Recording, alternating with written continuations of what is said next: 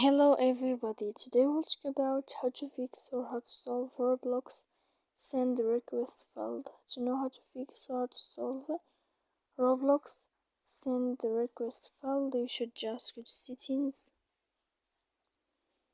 After that we click on apps, default apps, app settings. Here in this page we click on Roblox. When you'll find it you click here on force stop and we click OK. Then we will enter to storage.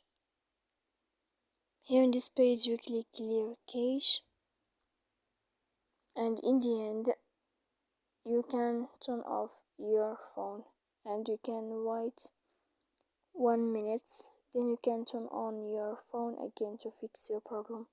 So please don't forget to support us via like and subscribe. See you next time in another video.